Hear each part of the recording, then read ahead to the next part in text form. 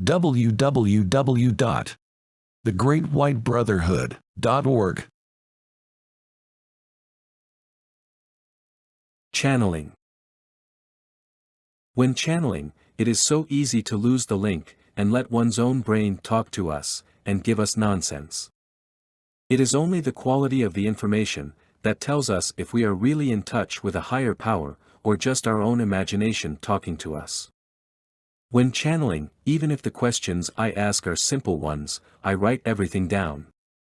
That way, I can feel if I lose the link to the Great White Brotherhood, and it is me that has taken over.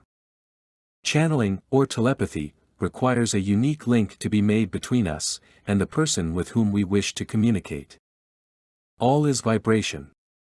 So, you have a vibration, and I have a vibration. If I reach out through an aura, I send my thoughts encoded in my unique vibration, or carrier wave. With you, it is the same.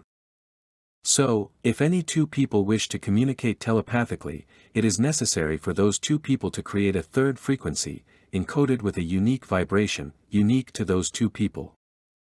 Then the information can pass. This is not easy to do. But, we have to maintain that link, which is not easy. Telepathy uses a frequency that is very close to the sleep vibration. Thus, our poor brain starts to think that we want to go to sleep, and starts to drag us into sleep.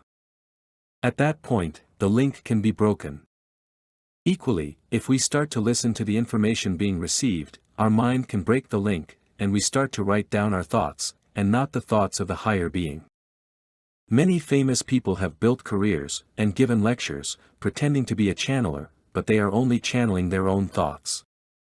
So, just to make this clear, we can only channel a higher being, if that being agrees, and creates a third frequency, unique to the higher being, and the channeler. We, as far as I know, cannot make this third frequency. At least, I don't know how. I have to wait for a guide to wish to contact me, initially.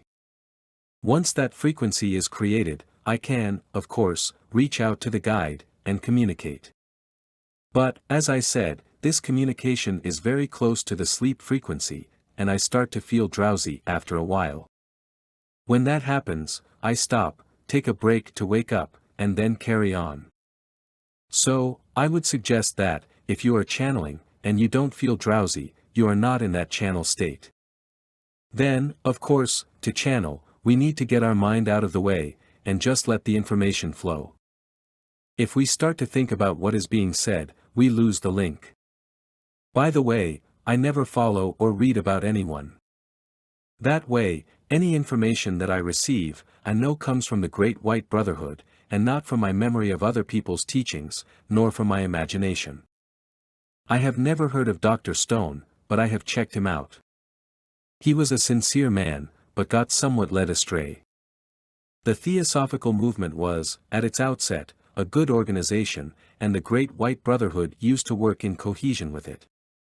But, once the creators died, Dr. Charles Ledbetter, for example, it was taken over by people with less than noble intentions, and the Great White Brotherhood broke contact.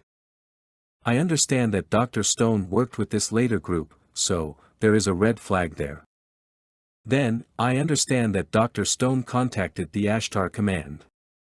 The Ashtar Command pretends to be an ET group, working for the benefit of humanity. In fact, it is an artificial intelligence, AI, machine, put into the etheric realm, by a group of evil greys, and the object is to feed us false information and corrupt the spiritual path. These greys work with the reptilians, and the archons. So, anyone who contacts that AI machine, will be fed rubbish. That sounds convincing. It is in the etheric realm, just outside of our 3D world, and is easy to make contact with. True guides, are in a much higher dimension. So, there is another red flag.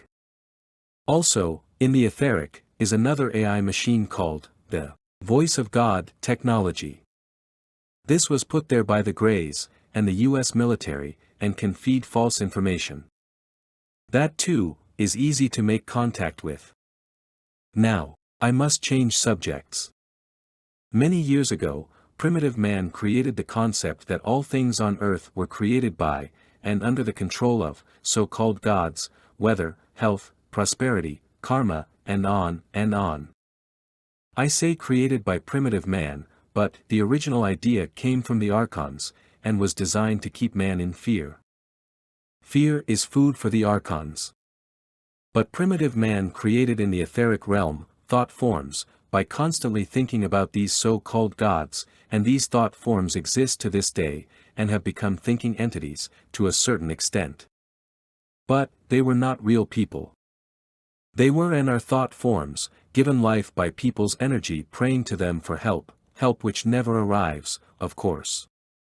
Over the years, these so-called gods were given names by different groups of people, the Egyptians, the Greeks, Norse people, the Romans, and so on. They exist to this day, in Christianity, and in Islam. The names of these gods have changed over the centuries. We call them saints or archangels today, but they are all just these thought forms, that were created long ago. They exist in the etheric realm, and are not true advanced beings, just thought forms, easy to contact. Another red flag. I will add, that there are true archangels, but they are occupied by tasks, far above our earthly worries. A true guide, will be someone not far removed from your level. A higher guide could not contact you, because the difference in spirituality between both of you, would be too great. So, a guide will be someone very similar to you. He will have an ordinary name, and will gladly tell you all his personal information. He will not have a fancy name, but whatever his earthly name was, Fred, Joe, Jim, or Harry, for example. He will not tell you he is an archangel, and he will not say that he is from some ridiculously high dimension. But he will be in the higher fourth dimension, impossible for most people to reach, which is why most people just reach into the etheric and contact these AI machines. So, to keep this as short as I can, it is easy to be taught about evolution and spirituality, but we need to be careful of our source of contact. Many good people have been led astray by contact with thought forms and AI machines that all are in the etheric realm. None of them are truly what they pretend they are. I cannot give you proof positive of what I have written above. What I have told you is given to me by the Great White Brotherhood, and you either believe it or not. Thank you, Bob.